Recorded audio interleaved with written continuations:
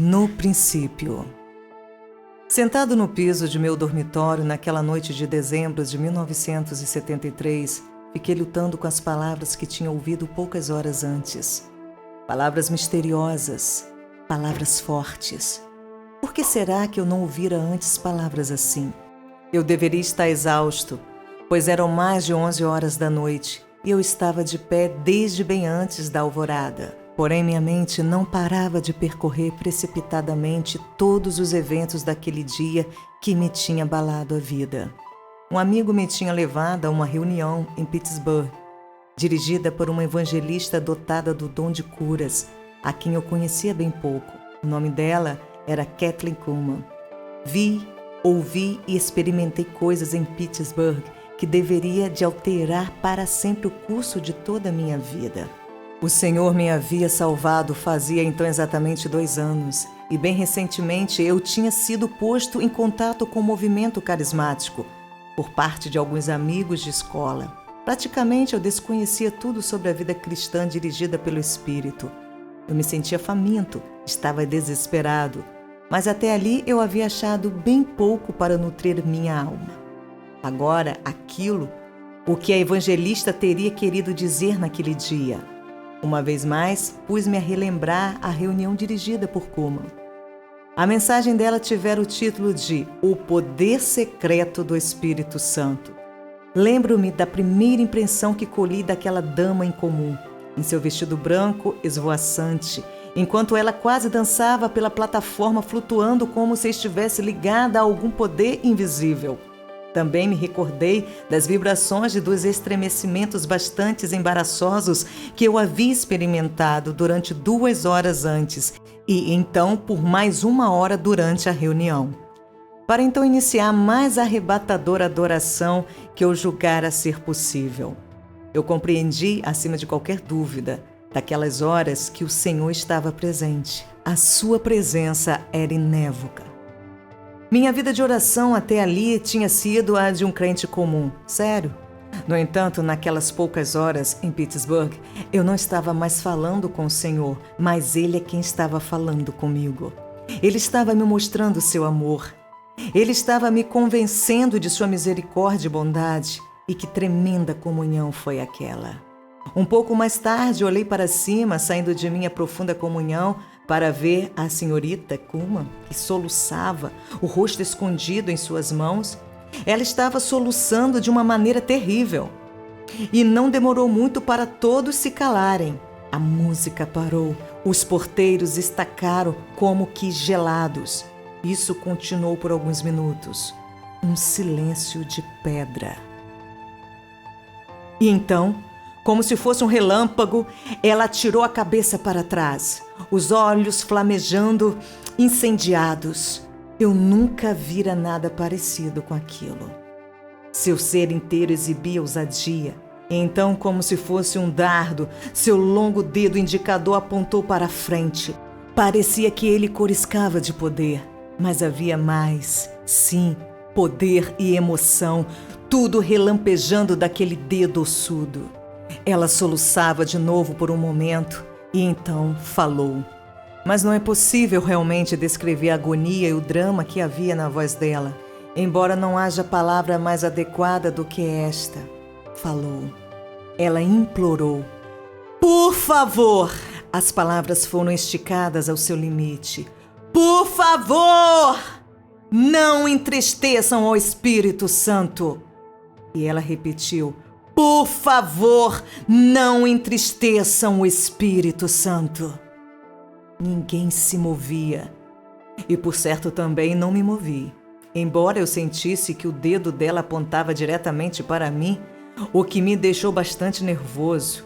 E estou certo que outros presentes sentiram a mesma coisa.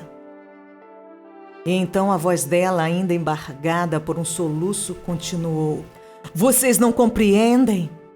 As palavras ficaram como que penduradas no ar. Ele é tudo o que eu tenho. Eu nem sabia de quem ela estava falando, mas gravei tudo em minha mente. Mas ela ainda não havia terminado. Por favor, não o magoem. Ele é tudo o que eu tenho. Não magoem aquele a quem amo. Momentos depois, ela apontou de novo aquele seu longo e ossudo dedo indicador e sei que ela apontava na minha direção. E então ela disse: "Ele é mais real do que qualquer coisa que há neste mundo. Ele é mais real do que vocês são." Descrevi a cena para você como se ela estivesse ocorrendo de novo, a fim de impressioná-lo com um dos mais importantes pontos que nós, os crentes, devemos captar, sobretudo quando vamos adquirindo a percepção da presença da unção do Espírito Santo. Kathleen Kuhlman estava falando sobre uma pessoa mais importante do que você ou eu, uma pessoa e não alguma coisa, uma névoa, uma energia e nem alguma substância fantasmagórica, tênua e esvoaçante, acompanhada por música de órgãos e de harpas. O Espírito Santo é uma pessoa dotada de personalidade, de natureza. Ele é Deus, um membro em posição de igualdade com as outras duas pessoas da deidade. Uma pessoa que contém em si mesma a inteira natureza da deidade. O Deus único e indivisível, que operou na criação e que opera na redenção e na concessão de poder. Nunca podemos esquecer essa verdade. Tudo quanto sabia naquela noite de dezembro em meu quarto em Toronto é que eu queria o que Kathleen Kuhlman tinha. Sem importar exatamente o que fosse que ela quisesse dizer quando disse: "Ele é tudo que eu tenho." Era isso que eu queria. E ali estava ele. Houve alguma hora naquela noite em que me senti compelido a orar, como se alguém me estivesse puxando pelos pés. E as primeiras palavras que brotaram em meus lábios foram: Espírito Santo. Nunca antes eu havia feito aquilo. Agora é difícil de perceber, mas você precisa lembrar que eu nunca ao menos havia considerado que o Espírito Santo é uma pessoa a quem podemos nos dirigir. Eu só tinha orado, até então, ao Pai e ao Filho. Reuni a coragem e disse: Espírito Santo, Kathleen Kuhlman diz que tu és amigo dela. Penso que ainda não te conheço. Antes do dia de hoje, eu pensava que te conhecia. Mas depois daquela reunião, percebi que realmente ainda não te conheço. Acho que não te conheço mesmo. Posso encontrar-me contigo? Posso realmente ter um encontro contigo? Parecia que coisa alguma tinha acontecido. Mas, enquanto eu pensava, ainda um tanto duvidoso, olhos fechados, algo como se fosse eletricidade me atravessou o corpo. E eu comecei a vibrar da cabeça aos pés, tal como havia acontecido em Pittsburgh. A única diferença agora é que eu estava sentado, vestido de pijama, no piso do meu dormitório, na casa de meus pais, em Toronto, e a noite ia muito adiantada. No entanto, eu tinha com o poder do Espírito Santo. Ele estava presente em meu dormitório e minha vida nunca mais seria a mesma. E nem a sua vida, meu amigo, será a mesma se você agir com base no que acabo de dizer. Uma lição de um ano inteiro. Minha apresentação ao Espírito tinha sido tão real que, quando acordei, ainda bem cedo na manhã seguinte, fiz o que me pareceu a coisa mais natural do mundo. Exclamei: Bom dia, Espírito Santo, conforme até hoje faço a cada manhã. Ele se faz presente em nossa vida e anela por participar dela, desde os primeiros instantes em que despertamos a cada novo dia. Naquela primeira manhã, retornou de maneira inequívoca a gloriosa atmosfera da noite anterior. Embora não houvesse mais vibrações ou estremecimentos, mas eu simplesmente me sentia envolto com a sua presença. Aquilo que deu início a um ano de intensas experiências com a doce presença do Espírito, um ano de companheirismo e comunhão, de estudos bíblicos dirigidos pelo Espírito, em que eu ficava ouvindo aquele que a palavra de Deus descreve como mestre, conselheiro, consolador. Em meu livro anterior, narrei os problemas que tive de enfrentar com a minha família, depois que me converti a Jesus Cristo. Tendo nascido em uma família grega em Israel, onde meu pai era o prefeito de Jope, e tendo sido educado em escolas católicas romanas, meus familiares me lançaram no maior ostracismo, depois que aceitei publicamente o Senhor Jesus. As coisas chegaram a um ponto tão tenso que meu pai nem ao menos me dirigia mais a palavra. E outros parentes escarneciam de mim ou me ignoravam. Isso era combinado com a minha incapacidade de falar com fluência, por causa de um severo caso de gaguez. Isso significava que eu passava horas sozinho em meu quarto. Mas depois que tive aquele encontro com o Espírito Santo, tudo contribuiu para o meu bem, permitindo-me deliciar-me nas incalculáveis riquezas da presença dele. Não demorou muito para que me tornasse parecido com a senhorita Kuhlman, avaliando a presença do Espírito Santo em minha vida como um tesouro mais precioso do que qualquer outra coisa. Estou falando sobre uma percepção que excede em importância o batismo do Espírito Santo, o falar em línguas e outros aspectos normais da vida cristã carismática, que eu já havia experimentado. Sim, eu costumava falar em línguas e frequentava Coração Fidelidade, uma igreja carismática, mas aquela experiência com o Espírito foi mais preciosa do que tudo isso. O Espírito Santo tornou-se real para mim. Ele se tornou o meu companheiro.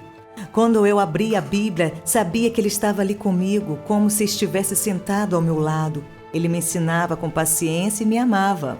Naturalmente, eu não contemplava o seu rosto, mas sabia onde ele estava. E foi assim que comecei a conhecê-lo pessoalmente. Jesus asseverou que não abandonaria os seus discípulos, você e eu, e nem os deixaria órfãos, mas que enviaria alguém para estar conosco e nos guiar. E agora eu estava entendendo em primeira mão que ele tinha cumprido a palavra. O propósito é revelado. É imperativo que eu repita um episódio já narrado em Bom Dia, Espírito Santo, a fim de pôr em melhor perspectiva essas notáveis experiências e mostra que a vida cristã não tem por finalidade ser um clube tipo abençoa-me e dá-me. Após numerosas indagações feitas ao Senhor sobre por que Ele me estava permitindo experimentar a realidade de Sua presença, tive uma visão assustadora. Vi alguém de frente de mim, envolto por chamas e movendo-se de forma incontrolável. Seus pés não estavam tocando no chão, sua boca abria-se de modo parecido com o ranger de dentes, referido na Bíblia. Foi naquele momento que o Senhor me falou em uma voz audível: prega o Evangelho.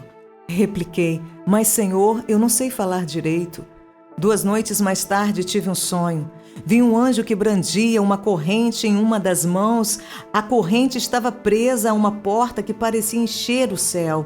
Ele puxou pela corrente e abriu a porta, e vi ali pessoas até onde minha vista dava. Estavam todas elas movendo-se na direção de um imenso e profundo vale, e aquele vale era um inferno. Milhares de pessoas se estavam precipitando em chamas. O que iam mais na frente tentavam evitar a queda, mas o resto da humanidade os empurrava, precipitando-os nas chamas. Novamente o Senhor falou comigo: se não pregares, eu te considerarei responsável. No mesmo instante percebi que tudo em minha vida, incluindo minhas inacreditáveis experiências em meses recentes, tinha um único propósito: impulsionar-me para pregar o Evangelho. Uma mudança espetacular. No início de dezembro de 1974, visitando Stan e Shirley Phillips em Oshawa, cerca de 50 quilômetros a leste de Toronto, eu não havia contado a ninguém as minhas experiências, sonhos e visões, mas isso haveria de mudar. Perguntei a eles: posso contar a vocês uma coisa? Ambos balançaram a cabeça em sinal de expectação e então derramei diante deles o meu coração, pelo menos até onde minha gaguez me permitiu fazê-lo. Eles mostraram-se muito pacientes e ficaram me ouvindo por quase 3 horas. Finalmente, Stan me interrompeu e disse com grande entusiasmo: Benny, esta noite você deve vir à nossa igreja para compartilhar essas maravilhas. Stan e Shirley faziam parte de um grupo de cerca de 100 pessoas chamado Siló, na Assembleia de Deus Trindade em Oshawa. E assim fui com eles naquela noite, cabelos longos, vestes casuais, gaguejando e tudo o mais. Eu não sabia o que aconteceria. Eu só sabia que o Senhor me tinha ordenado pregar o Evangelho, mas eu chegara a pensar que a pregação provavelmente devia ser realizada por meio de folhetos. Durante a primeira parte da reunião, eu continuava não sabendo o que havia de acontecer. Assim fiquei muito nervoso, temeroso mesmo. Eu ia fazer de mim mesmo um tolo e todos haveriam de rir de mim. Aquilo tudo era demais para mim. Não se passou muito tempo e Sten, um cientista que trabalhava em uma planta nuclear da área, me tinha apresentado e eu estava me encaminhando para o púlpito. Eu nunca me pusera de pé por detrás de um púlpito. Sten disse-me, compartilhe suas experiências. E foi isso que me lancei a fazer. Abri a boca. Aterrorizado, mas algo tocou em minha língua, deixando-a um tanto dormente. E comecei a falar, fluente e rapidamente. Na verdade, rapidamente demais, e tive de me lembrar de diminuir o meu ritmo. Eu estava pregando o evangelho. Parecia impossível, mas eu estava falando clara e suavemente. E não parei.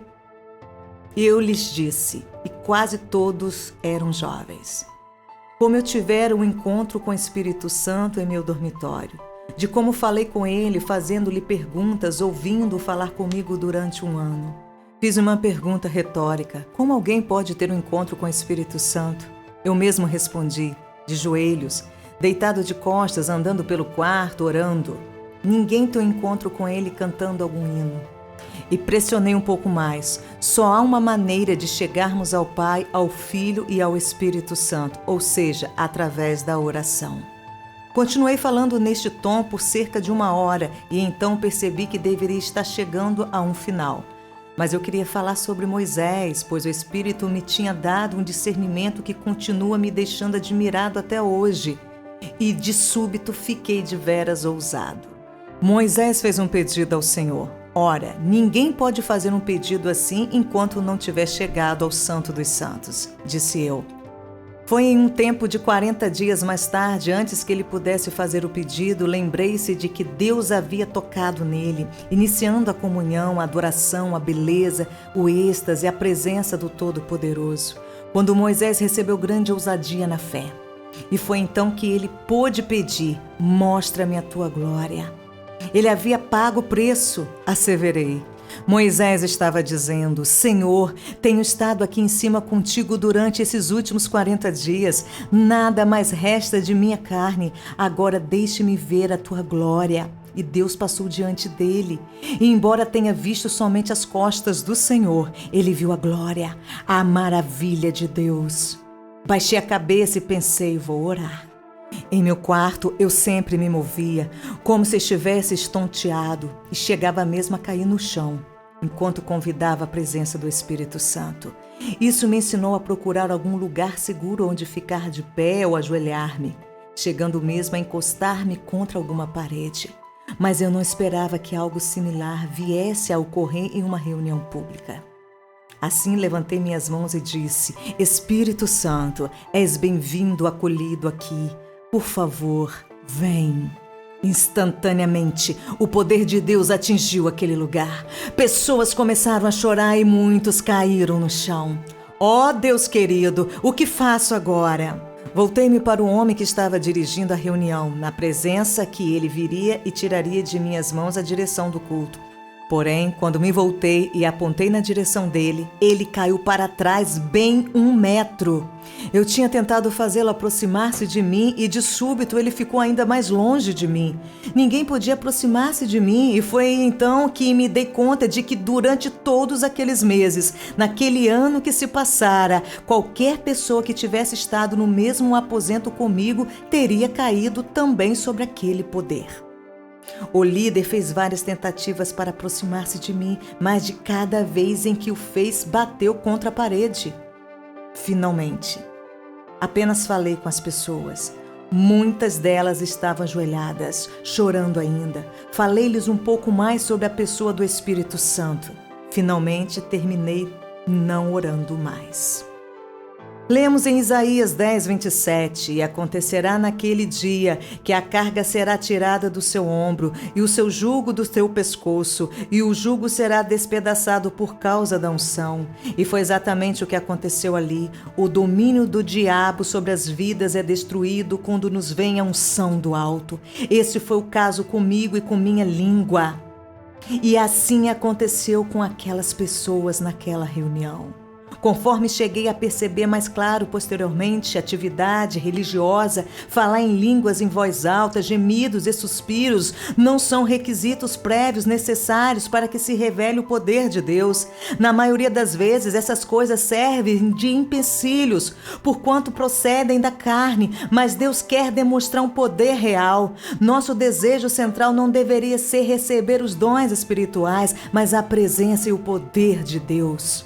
Os dons espirituais talvez não transformem a sua vida, mas a presença e o poder de Deus certamente a transformarão. E era isso que eu estava provando pela primeira vez naquela noite em Oshawa. Conforme eu já disse por centenas de vezes ao longo dos anos, Deus nunca chega tarde, Ele nunca se manifesta cedo demais, mas também nunca o faz tardiamente. Quando minha língua ficava dormente, eu simplesmente dizia, é agora. E começava a falar. A unção do Espírito havia chegado, eu tinha sido curado da gaguez e minha pregação adquiria poder. Miraculosamente teve início o meu ministério, expandindo-se como se fosse um cogumelo. Virtualmente chegavam a cada dia da parte de igrejas e comunhões diversas para que eu ministrasse. É importante observar que eu havia experimentado pela primeira vez a presença do Espírito Santo 1 ano antes e que me havia ensinado meticulosa e amorosamente, reassegurando-me, consolando-me e amando-me por 1 ano inteiro. Eu tinha obedecido ao Senhor conforme a mais plena extensão de meu entendimento e a unção me tinha sido dada, tal como acontecerá também com você. Essa unção destina-se a todos os crentes. Uma vez que um crente aprende o que a unção reserva para ele, uma vez que experimente a profundeza e a rica realidade daquele toque precioso, a vida adquirirá um novo significado, quando esse crente mover-se até o lugar de culto que o Senhor tem para ele. Uma forte advertência. Nunca me esquecerei de minha volta de Oshawa para casa naquela noite. Eu estava zonzo. Deitado em minha cama 1 hora mais tarde, eu continuava estonteado, boquiaberto diante dos eventos daquela noite. Eu tinha visto o verdadeiro poder de Deus. Tinha recebido um vislumbre, embora muito fugidio, da resposta da declaração de Kathleen Kuhlman. Se você encontrar o poder, você encontrará o tesouro do céu. Era apenas um indício e precisava compreender mais. Eu ainda era muito inexperiente. O que fizeste esta noite, Senhor? Perguntei em meio às trevas. Inesperadamente ouvi a resposta pronta. Ser fiel. E foi tudo. Ser fiel. Na manhã seguinte, pouco depois de despertar, liguei o aparelho de rádio seguindo o meu hábito de ouvir os cultos, enquanto eu me preparava para ir à igreja. A primeira coisa que ouvi, eu não faço a menor ideia de quem teria falado, foi: cuidado com o que fizeres com o poder que tens recebido. E logo em seguida, o programa saiu do ar.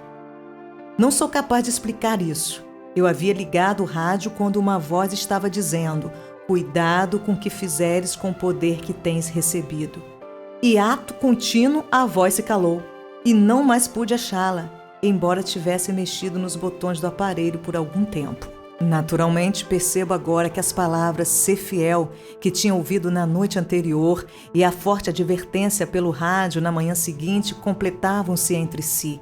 O recado dizia em sua essência: toma cuidado com o poder que te dei, não fiques a brincar com ele e nem abuses dele. Essa advertência destina-se a todos os que buscam e recebem a unção do Espírito. Deus precisa poder confiar em você. Ele anela que conheçamos e experimentemos a sua presença e a sua unção. Quando nos tivermos esvaziado de nós mesmos, haveremos de conhecer a sua presença e somente então poderemos experimentar o seu poder, a unção do Espírito Santo. Mas o fator do caráter fidedigno do crente também se reveste de capital importância. Precisamos ser fiéis com aquilo que Deus nos supre tão ricamente.